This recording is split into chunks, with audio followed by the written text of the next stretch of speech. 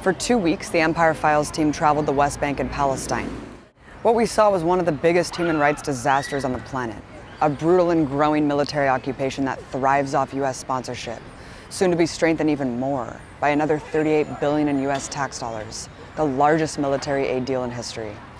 This stark reality is never taught to us in school, and whenever we do hear about Palestine in the media, it might as well be directly from the Pentagon.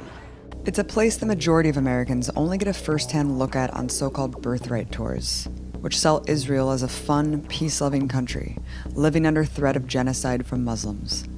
The side we saw was very, very different. But the truth is actually much clearer. And before we show you what we saw on the ground, we must go back to understand the real history of how things got to where they are today. Many people have seen this famous map, showing the ever-shrinking borders of Palestine. But likely far less people could explain why the borders have changed so dramatically. Each phase and the stories behind them are essential pieces to a puzzle that we're told is just too complicated. First, how did these original borders of Palestine form, from the Jordan River to the Mediterranean Sea? The countries of the modern Middle East were once the same swath of territory owned by the Ottoman Empire. Of the nearly 500,000 people living in Ottoman Palestine, 75% were Muslim, 20% Christian, and 5% Jewish. Nearly 100% were Arab. Its cities, especially Jerusalem, were buzzing hives of Arab art and culture, a destination for intellectuals across the Middle East. Before Palestine had borders, it was a recognizable nation, its cultural identities distinct, with deep roots in the land. But plans for that land were being made elsewhere in the world. In the late 1800s, it was being eyed to be colonized. In the United States, Europe, and Russia, anti-Semitism was a dangerous and growing force. Mob killings of Jewish people were a regular occurrence. In this climate of terror began what is known as Zionism, or the belief in an exclusively Jewish state to be established somewhere in the world. From its founding through the first half of the 20th century, the Zionists remained an extremely small minority among Jewish people. The ideology was rejected by both religious and secular Jewish people, who agreed that anti-Semitism was a great danger, but that they should organize to defeat it in their home countries, rather than by mass exodus to another people's land. Many argued that exporting entire Jewish populations from Europe was in essence acquiescing to the demands of anti-Semites. But Zionism, however marginalized, became a fervent political movement, led by its proclaimed father, Theodor Herzl, an Austrian atheist. While first considering Argentina and Uganda as a homeland, the Zionist movement claimed rights to what it called Greater Israel, which includes all of Palestine and part of today's Lebanon, Jordan, Syria, Iraq, and Egypt. Their right to this land was based on the ancient biblical kingdoms of the Old Testament, which disappeared 600 years before the birth of Jesus. Herzl's job became jet-setting around the world, lobbying those in power he thought would be sympathetic to his project. The Zionists, more than anything, needed money to fund settlements, and ultimately a decree from the world's colonial powers. Herzl wrote to the Grand Duke of Baden, "If it is God's will that we return to our historic fatherland, we should like to do so as representatives of Western civilization and bring cleanliness, order, and well-established customs to this plague-ridden, blighted corner of the Orient." The early Zionists promised to make Palestine a vanguard against barbarism, aka an extension of Western military power, and build highways of the civilized peoples, aka trade for European millionaires. The center of the campaign for the creation of Israel was the slogan, "A land without a people, for a people without a land." The assertion that there were no people in Palestine prior to Zionist settlements became the keystone of their policies, but they were always very well aware of the people there. In the words of another leading Zionist, Israel Zangwill, Palestine is not so much occupied by the Arabs as overrun by them. From its inception, political Zionism was not only a plan for colonization and expansion, but one of expulsion of the land's indigenous inhabitants. Much of historic Palestine was semi-feudal, with farmers living and working on land owned by wealthy individuals who lived far away and fancy cities of Syria and Jordan. Zionist settlers began purchasing this land in 1882. Many evicted its indigenous people to build the first settlements. Despite Jews, Muslims, and Christians living in relative harmony for thousands of years, this sprouted immediate tension and conflict. With the Zionist project getting a slow start, a new opportunity presented itself with the outbreak of World War I. Herzl and his partners knew the victors would be slicing up the colonies of the losers, which included Palestine. Aristocrats from Great Britain, France, and Russia were secretly carving up the Middle East amongst themselves. The infamous Sykes-Picot Agreement drew new borders, creating Jordan, Lebanon, Syria, and the first formal borders of Palestine. It was put under British colonial control. Riots in Jerusalem protested the takeover by yet another empire. With Ottoman Palestine becoming British Mandate Palestine, the Zionist movement had won a major step. With the flick of a wrist, a small group of British lords issued the Balfour Declaration, pledging to help achieve this objective. The British made it much easier for well-funded settlement projects to take more Palestinian land, dispossessing even more people. Yet Zionists' aim for a homeland in all of Greater Israel, without the indigenous Arabs, was still driving them. In 1919, a U.S. envoy reported, the Zionists looked forward to a practically complete dispossession of the present non-Jewish inhabitants of Palestine. Settlers had now become 10% of the population, growing with large donations from Western tycoons. The settlements had already created a refugee crisis. This photo from 1929 depicts a rally in Syria of Palestinian refugees, of which there were 50,000. With this new backing, the colonial project picked up its pace, purchasing even larger chunks of earth from the feudal landlords and creating small pockets of territory. Leader in the settlement movement, Ben-Gurion, who would become Israel's first prime minister and mascot for Tel Aviv's airport, wrote about the early days. We were not just working. We were conquering land. We were a company of conquistadores. From 1920 to 1939, the settler population rose from 10 to 30%, and there was no confusion about what they were there to do. As Gurion himself said, we must expel the Arabs and take their places. Throughout these years, Palestinians launched several attacks on the encroaching settlements. Big clashes between settlers and Palestinians in cities grew deadly, killing many on both sides. But an era of wildly disproportionate death was about to begin. In 1936, the Palestinians launched a mass general strike. Protests lit up in numerous cities, and the strike held strong for 6 months. While initially peaceful, the British occupiers responded by declaring martial law. They recruited Zionist fighters to join them in raiding and attacking Palestinian villages. Scores of dissidents were executed. The strike evolved into an armed uprising against British rule. The British, along with their Zionist partners, used a strategy of blowing up thousands of Palestinian homes. On a single day in the village of Jaffa, they demolished over 200. This uprising was drowned in blood by the sheer force of the British imperial machine by 1939. 5,000 Palestinians were left dead. On the other side, 300 settlers and 250 British soldiers. It was through this bloody repression that the Zionists formed a bona fide armed forces, with thousands of them who were trained and armed by the British Army. In reality, it consisted of 2 wings. The Haganah, the official military force recognized by British authorities, and the other, a more radical wing, the Zionist militias. The biggest, the Irgun, with membership in the thousands. The Irgun was a more hardline terrorist organization that mostly targeted Palestinians, bombing civilian markets and more. Years later, they would also start attacking British soldiers. Their most famous attack was the bombing of the King David Hotel, murdering 91 people, among them 17 Jews. This ruthless approach of the Irgun was so popular in the settler consciousness that one of its head commanders, who presided over many massacres, would later become Prime Minister of Israel, Menachem Begin.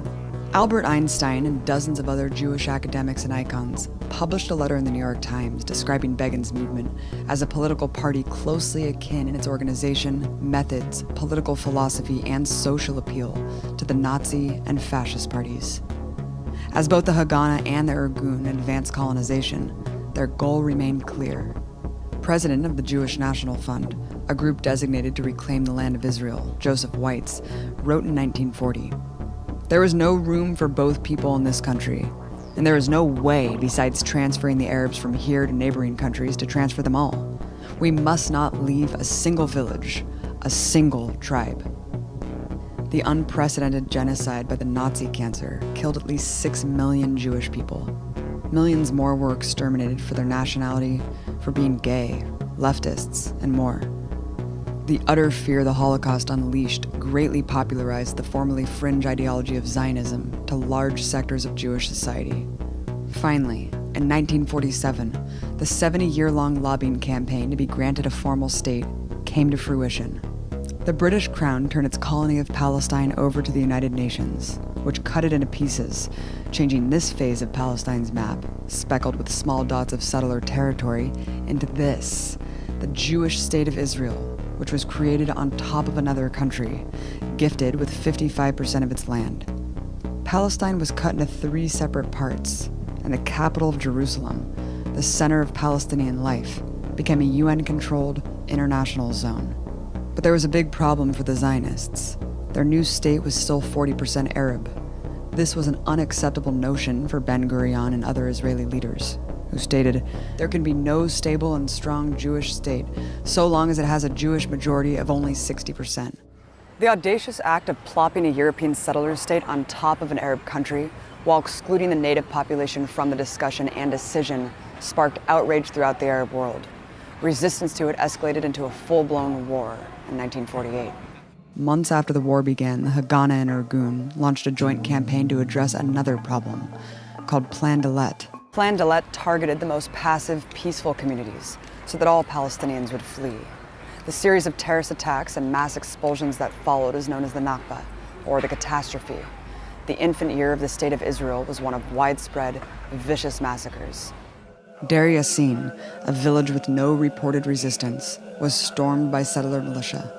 They bombed homes, committed mass rape of women before executing them, and other atrocities.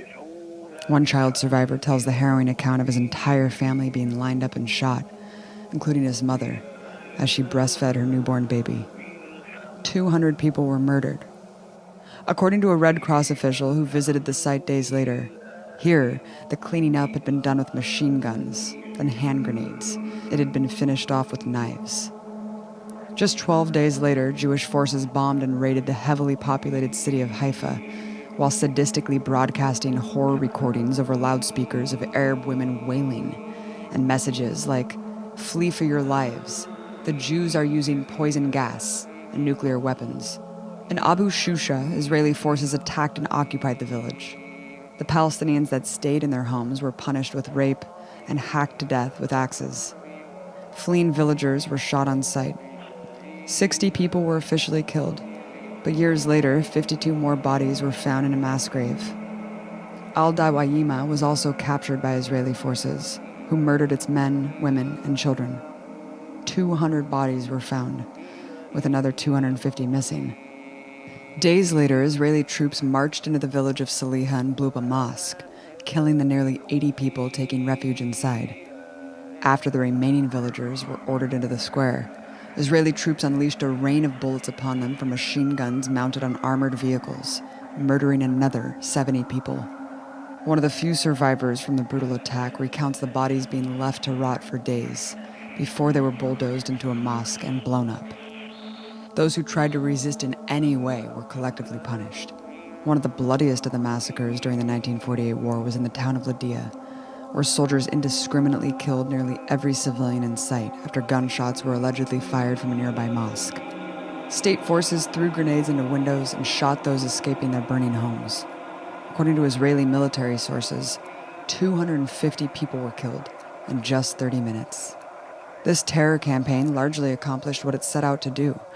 In each of these villages, and in hundreds more, the Arab population left in its entirety.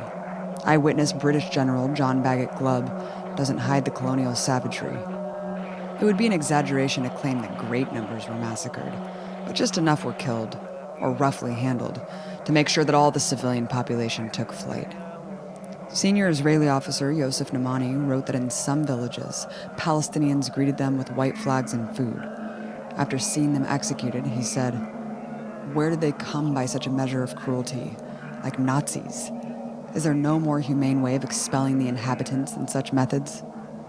Nearly 800,000 fled their homes in this barrage of violence. More than half of the Arab population in all of Palestine, and 80% of the Palestinians within the new Israel. They were forced into other countries and packed in refugee camps. A shocking 500 Palestinian towns and villages were ethnically cleansed and razed to the ground. The rubble would be the foundation of the new Israeli settlements. Moshe Dayan, a military commander in the 1948 war and national icon, stated, "Jewish villages were built in the place of Arab villages.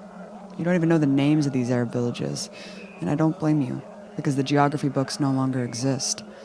Not only do the books not exist, the Arab villages aren't there either. There is not one single place built in this country that did not have a former Arab population."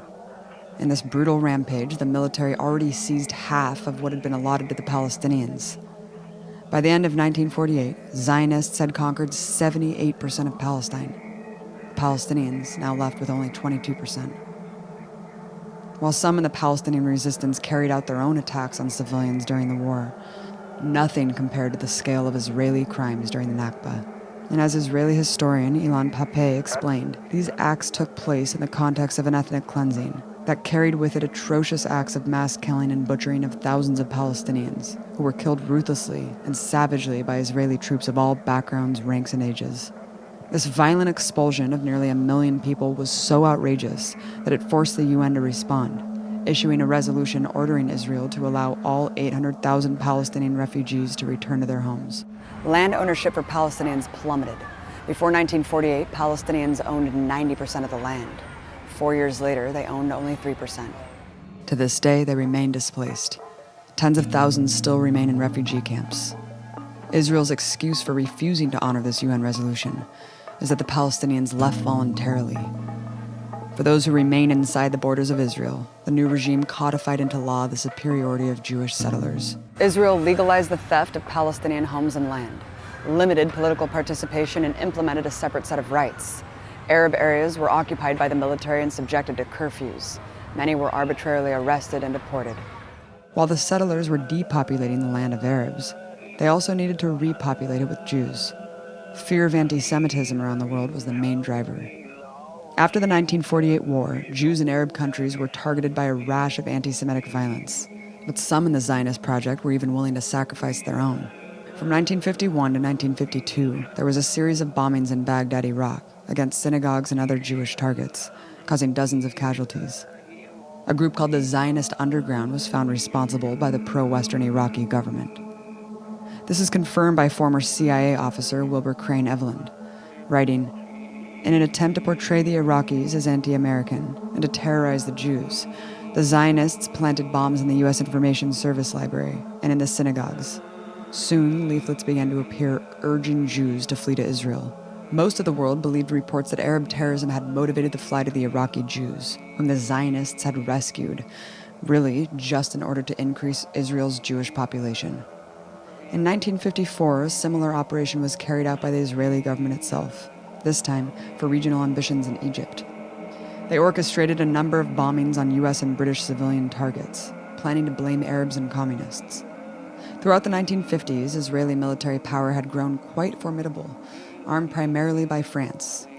It dutifully used these weapons to aid French and British imperialism, including the invasion of Egypt to try to topple pan-Arab president Gamal Nasser in 1956. But as Israel ran away in defeat, like a petulant child, it demolished any building it could along the way.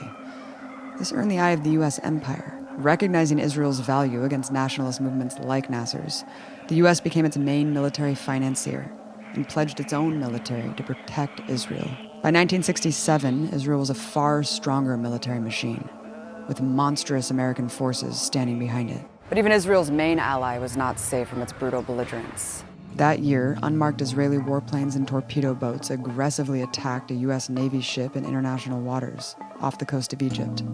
The relentless barrage on the USS Liberty, which had an American flag raised high, lasted for an entire 2 hours. 34 people were killed and 174 wounded.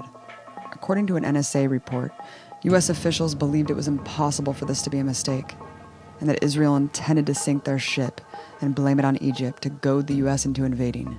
The attack was part of another ambitious land grab by Israel in what became known as the Six-Day War, the next chapter of Zionist expansion. Israel launched surprise attacks on Egypt, Syria, and Jordan. It invaded all of Palestine's remaining 22% of land. The official rationale for this major act of aggression was one of preemption, that the Jewish population in Israel was on the verge of being killed en masse by the Arab countries surrounding them. Many Israeli officials acknowledged that it was just propaganda, including top military commander during the war, General Mattiyahu Peled, who was quoted in Haaretz admitting, "The thesis that the danger of genocide was hanging over us in June 1967 and that Israel was fighting for its physical existence is only a bluff." The colonial superpower charged at lightning speed, showering the land with napalm. In less than a week, close to 40,000 Arabs were killed, many of them civilians in crowded cities that were firebombed and overrun by Israeli tanks. By contrast, under 800 Israeli soldiers were killed, along with 20 civilians. At the end of those 6 days, a new map emerged, closer to the greater Israel that the Zionists had always dreamed about. They conquered the Sinai Peninsula of Egypt, the Golan Heights of Syria, and the rest of Palestine. Another 300,000 Palestinians were made refugees during that short time. Many of them had already been made refugees once before, during the Nakba. While they had to ultimately return the Sinai to Egypt, the territory that Israel seized in this war remains under their control today. The map shows the existence of Palestinian territory. All of it is still subject to Israeli military occupation and law. Hundreds more legal settlements have also chewed holes in the map, reducing actual Palestinian landmass to almost nothing. While the occupation that continues today is presented as simply security measures to protect the Israeli state from terrorism, it is the same expansion and conquest that's marked the last century. In the face of unimaginable brutality all of these years, the Palestinian people have carried out their most powerful tool of resistance, continuing to exist, keeping their roots firmly planted in the land, where every possible weapon is used to expel them. And they've shown that heroic resilience will never die.